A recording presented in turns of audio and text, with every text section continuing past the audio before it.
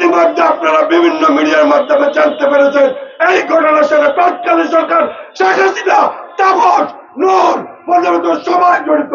তারা কোথায়? তাদের বিচার হবে না কেন? সত্যযুক্ত এই স্বাধীন তদন্ত কমিশন অবিলম্বে বাদ করতে হবে। এই বিচার কাজের সাথে যারা সাক্ষী ছিলেন, যারা বাদী ছিলেন এবং এই বিচার কাজে মিথ্যাভাবে যারা পরিচালনা করেছেন তাদেরকেও আইনের আওতায় আনতে হবে। শুধু আপনারা একতরফাভাবে নিরপরাধ বিচার ঘাড়ের উপর আমরা মেনে নেব না।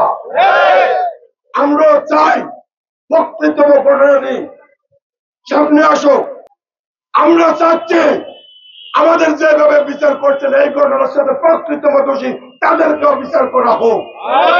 এই ঘটনা কে ঘটিয়েছে, এই ঘটনা কার মাধ্যমে ঘটিয়েছে, এই ঘটনা কিভাবে ঘটলো, এটা জাতি আজ জানতে চাই, এটা সময়ের দাবি।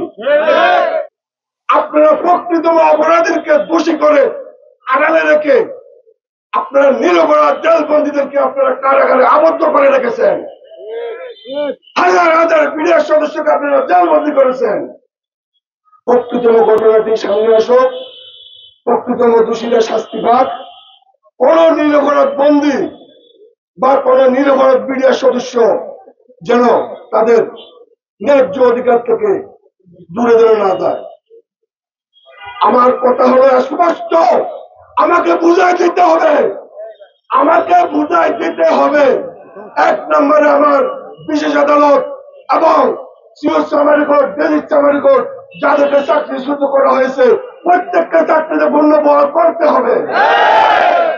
দুই নম্বরে আমার নিরপরাধ যত জেলবন্দী আছে 1 মাসের ভিতরে মুক্তি দিতে হবে